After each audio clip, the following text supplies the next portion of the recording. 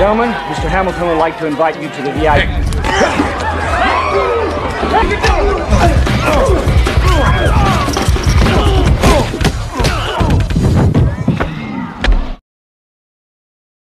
Halo para beban orang tua, gimana kabar kalian semua? Semoga semuanya sehat selalu dan selalu berada di dalam lindungannya. Kembali lagi di channelnya Duyul Online TV. Dan seperti biasa di video kali ini kita akan merangkum sebuah film yang pastinya sangat keren banget untuk disimak alur ceritanya. Film yang akan kita bahas kali ini berjudul Walking Tall yang dirilis pada tahun 2004. Oke, tanpa berlama-lama lagi, mending kita langsung masuk saja ke alur ceritanya. Film ini akan menceritakan tentang pria bernama Chris yang memutuskan pensiun di usia muda untuk menemani orang tuanya yang sudah lansia. Terlihat saat Chris sedang berjalan ke rumahnya, pandangan dia terfokuskan ke sebuah pabrik yang tutup sudah lama, di mana ternyata itu merupakan tempat bekerja untuk mencukupi kehidupan bagi sebagian penduduk di kota tersebut. Kemudian muncullah seorang sheriff yang tiba-tiba mengatakan jika pabrik itu sudah tutup selama 3 tahun. Namun sebab adanya kasino, kota kecil ini semakin maju. Folks, I'm Sheriff Stan Watkins. How you doing? Ralston, get up! Setelah sampai di rumahnya, Chris langsung disambut oleh saudara perempuannya. Kedua orang tuanya juga sudah sangat rindu kepada Chris karena sudah lama tak bertemu sejak Chris bertugas beberapa tahun yang lalu. Saat makan malam tiba, terlihatlah seorang anak kecil yang merupakan keponakan Chris. Dia terlihat sangat terkejut melihat tubuh besar pamannya seperti pemain tinju. Whatever. I'm out of here, Mom. Hey, be back by 10. Keesokan harinya, terlihat sahabat Chris yang bernama Ray mengajak dirinya untuk bermain sepak bola bersama teman-temannya. Tak lama juga datang teman lama Chris yang lain, yaitu adalah Jay. Jay merupakan anak orang kaya yang ternyata pemilik kasino yang berada di kota kecil tersebut. Kemudian muncullah anak buah Jay yang tiba-tiba menantang Chris untuk melawan mereka. Terlihat pertarungan di antara mereka berlangsung menegangkan. Permainan kasar dan tidak sportif yang dilakukan oleh anak buah Jay membuat Chris sedikit kewalahan.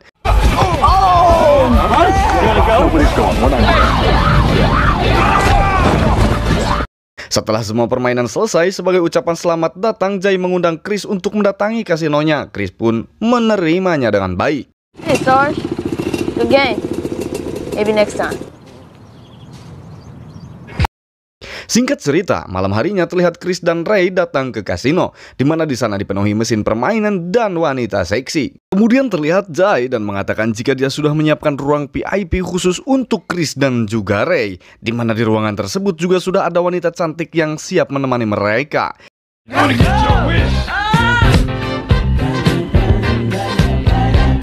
Namun saat Chris sedang menonton permainan judai, sesuatu yang tak diduga pun terjadi, di mana si bandar mencurangi dadunya, sehingga saat Chris rese, dia pun dikepung oleh para anak buahnya Jay, hingga membuat perkelahian di antara mereka pun tak terhindarkan, dan membuat si Chris disetrum oleh mereka semua.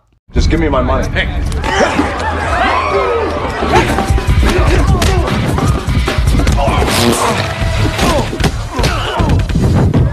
Kemudian mereka membawa Chris ke ruangan belakang kasino. Salah satu dari mereka mengeluarkan pisau dan langsung menyiksa Chris. Hingga akhirnya Chris pun langsung dibawa ke rumah sakit untuk memulihkan keadaannya selama beberapa minggu.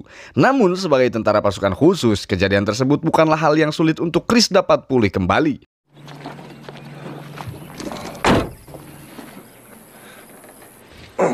This old crutch.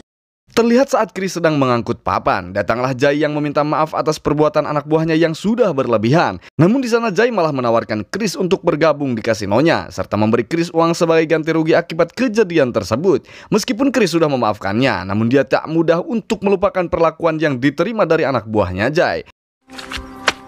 Come on, man, don't be like that. Lalu Chris pun datang ke kantor sheriff untuk melaporkan kejadian tersebut. Namun dengan mengejutkan, kasus tersebut dinyatakan ditutup, di mana seharusnya seorang sheriff melindungi masyarakatnya, ternyata malah condong kepada Jay si pemilik kasino tersebut.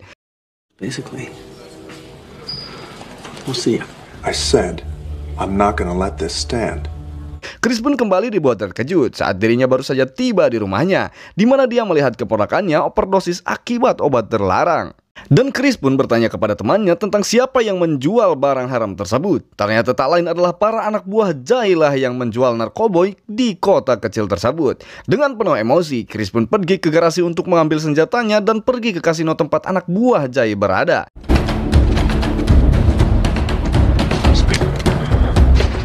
Chris, listen to me. Sesampainya di sana, Chris berubah pikiran tentang menggunakan senjata api untuk menghadapi mereka.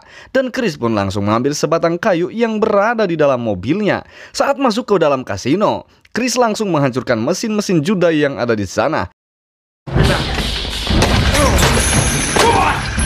Terlihat anak buah si Jay pun maju satu persatu untuk menghadapi Chris. Saat itu Chris sudah dalam persiapan yang matang dan sulit untuk ditumbangkan.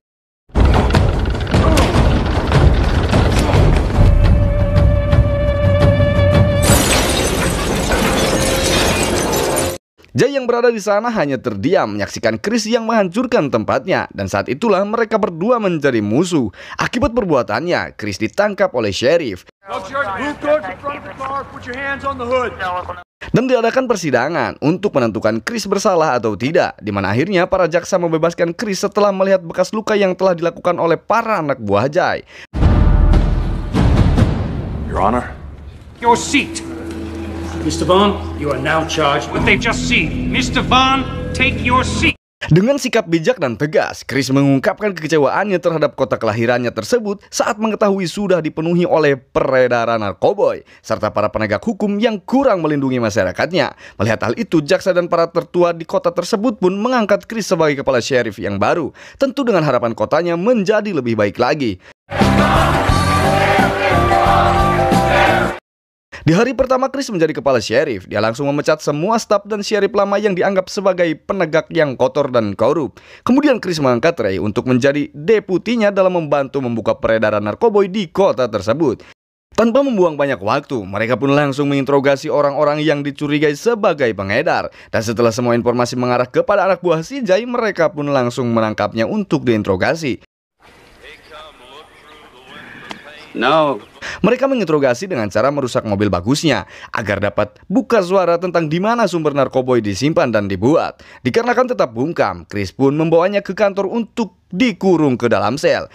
Are you still upset over that body cavity search? I forgot you got no vehicle. Namun hal itu tidak membuat anak buah si Jay takut. Dia malah mengatakan jika Jay tidak akan membiarkan hal ini. Dia juga mengancam Chris jika dirinya terus dikurung di tempat tersebut. Chris yang khawatir dengan keselamatan keluarganya, dia pun menyuruh Ray untuk sementara menjaga keluarganya. Tak lama kemudian, datanglah seorang wanita bernama Yuli, yang ternyata Yuli ini adalah gebetan Chris yang sudah lama tak bertemu. Dan kedatangan Yuli saat itu adalah untuk mengantarkan bekal makanan untuk Chris sebagai bentuk perhatian kepada Chris.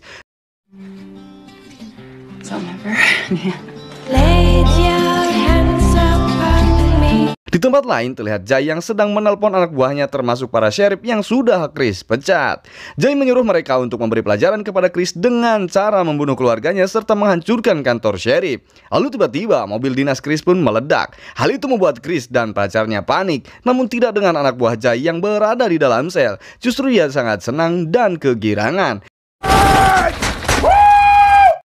Sementara itu di rumah Chris, Ray juga dikejutkan oleh munculnya para anak buah Jay, di mana Ray sempat terluka akibat tembakan yang mengenai bagian kakinya.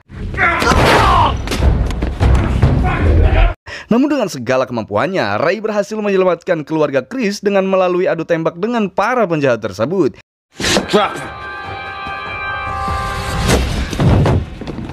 Kembali ke tempat Chris yang masih dihujani peluru, di mana anak buah Jay tersebut akhirnya buka suara tentang di mana pembuatan narkoba itu. Ternyata pembuatan narkoba itu dilakukan di tempat pabrik kayu bekas yang dulu sempat Chris lihat sebelumnya. Namun sayangnya anak buah Jay tak sengaja tertembak saat berdiri. Kemudian Chris masuk ke dalam bawah kantor dan berhasil menghabisi para mantan sheriff tersebut. Tak ingin banyak membuang waktu, Chris langsung pergi ke pabrik yang dikatakan anak buah Jay.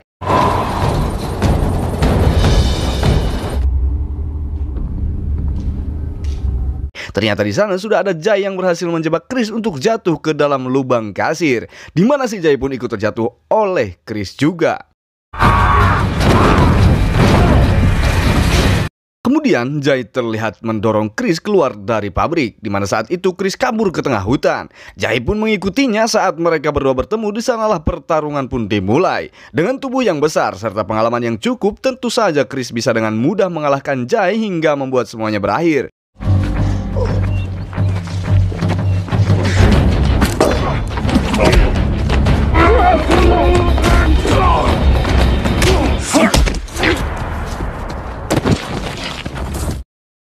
Setelah kasino itu ditutup untuk selamanya, kini kota kecil itu pun kembali menjadi damai. Sementara Chris dan Ray terus mengabdi demi keamanan kota kelahiran mereka. Namun beberapa hari kemudian muncul seorang yang datang kepada Chris dan memberinya tugas rahasia yang tergabung dalam tim yang bernama Hobbs and Shaw. Dan film pun selesai. Jangan lupa like, comment, share, dan subscribe.